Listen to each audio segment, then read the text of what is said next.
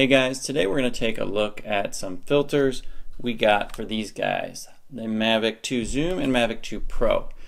Now I wanted to dive in a lot deeper than I have in the past. We've got these filters before for the Anafi, for this guy, the Mavic Air. We've tested them, we've liked them, but haven't really taken a really close look at how the image quality is and some of the other build quality and other features that are very important to filters. So today we're going to try to answer the question, which is really, can you trust any filters you get for a drone? We don't see B+W, we don't see Tiffin, we don't see Hoya making a lot of these filters, so we're all left going to kind of new entrants, new companies, and we don't really know who we can trust. Have it on pretty good authority that pretty much all these filters come out of the same factory in China, even if you think you're buying from an American company. It could be an American company, but Chinese made filters. So it doesn't mean they're bad, but a new company without a reputation, should you trust them?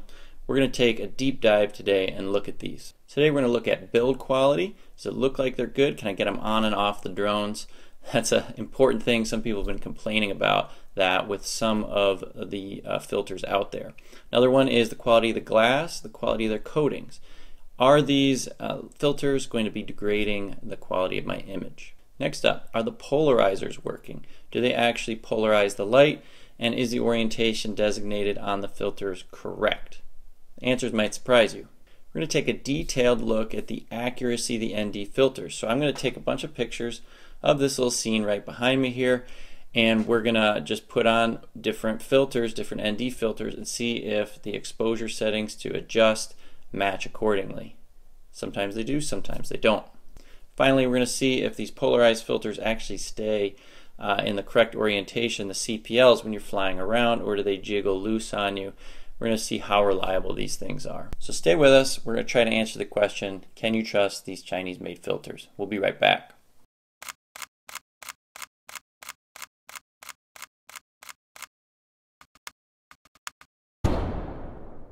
Before I get started, I want to remind you again, please do subscribe, and also subscribe to the Drone DJs channel. So we're going to be making some videos over there, maybe making a complete shift over there. That's dronedj.com, and check out their YouTube channel. Okay, so I also want to say thank you to Freewell. Freewell has sent us a bunch of stuff that we have liked and enjoyed. As I mentioned, we've been using their filters on the Air. Haven't noticed any issues at all, but we haven't taken a really detailed look yet. That's what we're doing today. They also make a bunch of different mounts for different drones. We've got here a cell phone clamp. You can throw your phone up here if you don't like having it down here. It also lets you use the mounts here, kind of like a gamepad style hold. You can have it up there. You will need to get another longer cable. They make dudes like this, so you can put your iPad onto your Mavic remote as well. So we got those. They also make landing pads. We use it all the time. This one is a bit of a monster. And they even sent me this t-shirt, so thanks. T-shirt's always good. But let's take a look at these guys, the filters. The first thing to take a look at is the build quality of the filters themselves.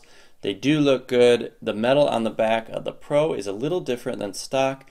While it does snap on really nicely, has all the same features, what it is missing is just the little steel inserts on the back there.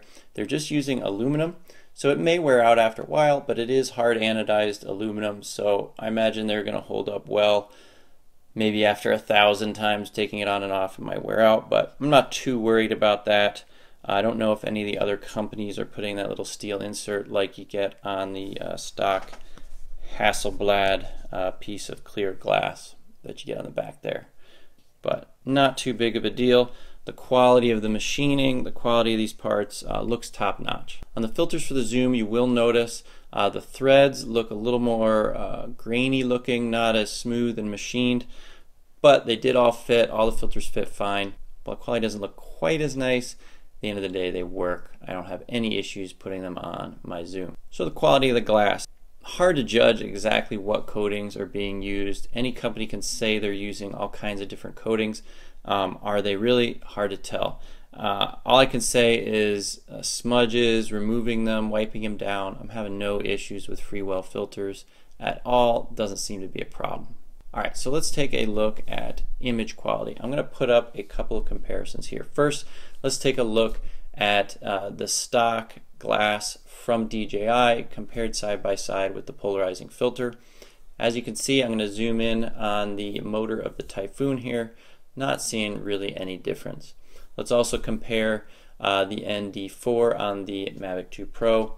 Not much of a change except for the exposure. So no real issues. Same thing goes for the zoom. I'm not going to do all the side-by-sides. These filters do seem like good, clean, flat, smooth glass, not degrading the quality, not producing any aberrations in the corners of the shots or in the center. So pretty happy with the glass quality in these filters. Next up, now this one took a bit of work. Wanted to look at the accuracy of the ND. So what I did is I set the ISO level and I just kept snapping on different filters onto these two guys here and seeing how the exposure changed. Just letting the drone decide the auto exposure, and it did keep the exposure pretty even.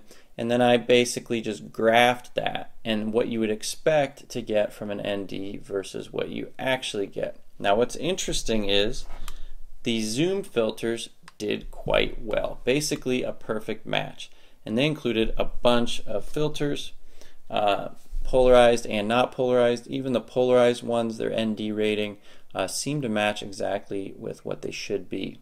It's a different story with the Pro filters. For whatever reason, the glass on these is not as dark as it should be. The ND4 is the correct darkness, but the 8 and the 16 are not. You're getting more like an ND10 with the 16. Now, is that a big deal? ND10, well, it's still a filter you can use, no issues. Just be aware it's not going to be quite as dark as you're expecting. So kind of a weird thing. Zoom filters good, Pro filters not quite as dark as they should be. So the point is, measure yours, make sure you're getting the darkening you expect, at least know what you're going to get. And I think that's going to be pretty universal across all these filter providers. As I mentioned, probably getting their glass from the same people, all these guys. Okay, let's look at the polarizers. Do they polarize? So what I could do here is I threw the polarizers up in front of the TV. The TV is polarized actually kind of 90 degrees. They're polarized so that polarized glasses or drone filters, the case may be, don't make the TV just turn black. So I got to rotate these guys 90 degrees in front of the TV, and I'm using them like that. And you do see that things go black. No issues with the polarizers on the Zoom or the Pro, but there is an issue with the filters on the Zoom. So I was happy to see that they actually did put a little mark on indicating the correct orientation to put the filter. However, I was a little shocked to find out the mark is in an arbitrary orientation. On one of them, it's about 90 degrees off. You couldn't be more wrong than that. On another one, it's about 20-30 degrees off, and on one of them, they actually got it right. So I'm guessing that's kind of like more like dumb luck. So don't trust the orientation of any marks you get on polarized filters from these guys. Double check everything that you're getting. But glass quality good, workmanship, details, attention to detail, maybe not. The final thing I wanted to check was whether these CPLs would actually stay put. Do the vibrations of the drone cause them to rotate? Now, I was kind of worried about it because when you first feel them, they feel very easy to spin around. So that's why I wanted to test it. However, I noticed when I really got it on here, it really wasn't going to move on me. So instead, I just took it for a little flight just to try it out, see what this can do in the air. Here you can see me filming the ducks. What is amazing about the Zoom, I really love, is it is a pretty quiet drone. And with the 3x zoom filming at 1080 here, I can get nice and close to them without them even seeming to mind. So really cool shots you can get here. Maybe not quite ready for National Geographic, but still pretty cool stuff. So at the end of the day, to try to answer the question, can you trust these filters? Well, I do love these filters from Freewell. I do use them. I've never had really complaints. But when I take a detailed look, you will find some minor things. One is you always have to check the polarization. Make sure they're being honest there and correct. Answer is rarely are they. And just make sure you check that out. Mark the filters yourself. Next up is the ND level. If you're really picky about that and you really want to calculate and see and figure out what you're going to need, Don't trust the numbers, double check them. So that's it, guys. Go get yourself some filters. We've got links below. Until Hoya or B+W, B&W start making filters for these guys, we're going to keep checking them out and making sure that they work for us. Until then, I got no issues flying with these. They help me out. So we'll catch you guys next time. Make sure you subscribe to our channel and check us out on our website. We'll see you soon.